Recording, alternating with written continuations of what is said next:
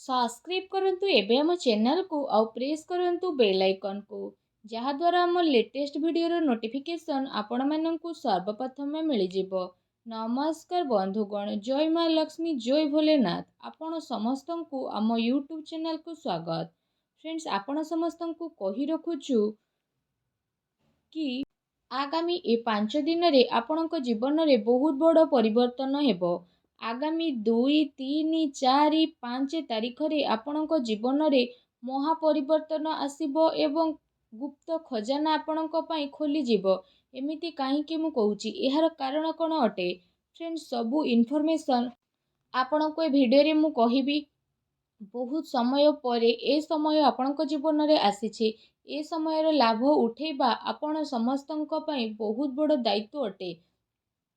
आपण समस्तनकु अलर्ट होई जिबा दरकार। ए समय अवधि रे जदि हमें कहिबा आपणक पई शुभ परिवर्तन नै कि ही आसीबो। ए जो परिवर्तन हेबो एहा आपणक जीवन पई बहुत ही अधिक निर्णयपूर्ण हेबो। आपणक दुख को दूर करिबार हेबो और आपणक पीड़ारु दूर करिबाकू पड़िबो। काहीकि ना माँ लक्ष्मी आपणक घर को आसीबा पई जाउछंती। जो कारण पई आपणक जीवन रे खुशी नै आसीबे, गोटे नुआ उत्साह आपणक मध्य प्राप्त हेबो। आपण समस्तंकु जणा रहिछि कि माँ लक्ष्मींकर कृपा जो घरे रही थाए सेठी धन दौलतर केबे कमी होई न थाए। आउ तांको घरे सब बेले खुशी ही खुशी रही कि थाए। फ्रेंड्स, जदि कहिबा आपण समस्तंकु इन्फॉर्मेशन जदि देबी, माता लक्ष्मी आपणक घर को आसीबा पई बाहरी सेरिछंती। तो जदि कहिबा फ्रेंड्स, माँ लक्ष्मी को केवल आपणकु जानिबार दरकार। जदि आपण ताको जानिबारी टिके भी भूल करिवे तो आपणकु ध्यान रखिबाकू पड़िबो। ए समय अवधि रे अर्थात 5 दिन रे माता लक्ष्मी केबे भी आपणक घरे प्रवेश करि नेबे। आउ जदि कहिबा आपणकु सतर्क मध्य रहिबाकू पड़िबो, कारण को आपणकु एमिति किछि भूल करिबार नाही जहाकू देखिकी स्वयं माँ लक्ष्मी पुणी थरे पळेबे। तो आपण जिंदगी भर धन पई असुविधा भोग करिवे नाही। आपणक घरे शुभ शांति बनिकी ही रहिबो, ना खुशी बनिकी रहिबो। फ्रेंड्स, जदि आपण मानकू इन्फॉर्मेशन आमे दब तो दुनिया रे नारीर शक्ति होई थाए। केउ नारी माँ लक्ष्मींकर स्वरूप होई थांती, तो आउ किछि नारी जदि कहिबा केते निजर घर को बनिकी अर्थात जोड़िकी रखती, तो किछि महिला निजर घर को भांगी मध्य देई थांती। फ्रेंड्स, किए केते भल कर्म करती तो आउ केते लोक माने भूल कर्म करि थांती। किंतु आपण समस्तंकु एठी कहि रखिबी कि सफलता सेही मानंकु मिली थाए जो माने सत्य मार्ग रे ही चली थांती, सबु बेले समयर सह चलिबा पई शिखि थांती। आउ सबु मुश्किल रे सेमाने समस्तंकर साथ देकी ही चलती। तो एमिति लोकंकु ही भगवान शीघ्र ही तांको लक्ष्य रे पहुंचीबा पई चेष्टा करती। तेणु आपण समस्तंकु एठी मु निवेदन करिबी कि वीडियो को आरंभ रु शेष पर्यंत निहाती भाबरे देखंतु। आउ जदि आपण माता लक्ष्मींकर सच्चा भक्त तो वीडियो को गोटे लाइक निहाती करंतु और कमेंट बॉक्स रे जय माँ लक्ष्मी बोली अवश्य लिखि दियंतु, जहाद्वारा माँ लक्ष्मींकर आशीर्वाद आपणक उपरे सदा सर्वदा बनिकी रहिबो। ए दिन रे आपणको केउ केउ कार्य करिबाकू पड़िबो, आपण समस्तंकु केउ केउ सावधानियता अवलंबन करिबाकू पड़िबो, जहा आपणक जीवन पई सठिक रहिबो। ए सबु इन्फॉर्मेशन ए वीडियो रे पूर्ण भाबरे आपणको मिलिबो। आपणको समय आदौ भी बर्बाद हेबनी। तेणु टिके समय बाहर करी ए वीडियो को पूरा देखंतु, कारण आपणकर जीवन बदली जिवो। आपण समस्तंकु एठी मु कहिबाकू चाहिबी कि सबु बेले घरे सफा सुतरा बनेइकी रखंतु। जेते सफा सुतरा घर आपणकर रहिबो, माँ लक्ष्मी तांको घर को ही प्रवेश करिवे। जदि घरे अपरिष्कार रहिबो तो केबे भी माँ लक्ष्मी आपणको घर को आसीबेनी।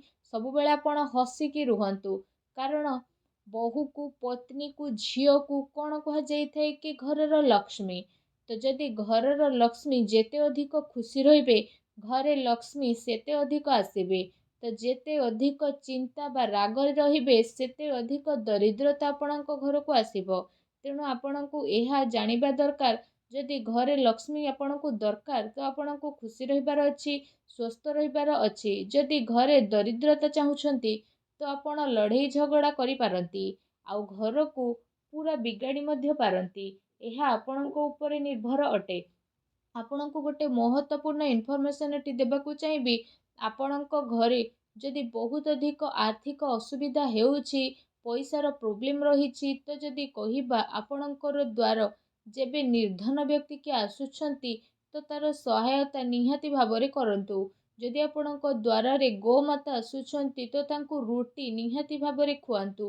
ଆଉ ଯଦି କୌଣସି ଗରିବ ମହିଳା ଆସୁଛନ୍ତି ତ ତାଙ୍କୁ ଖାଲି ହାତରେ ଆଦୌ ଯିବାକୁ ଦିଅନ୍ତୁ ନାହିଁ।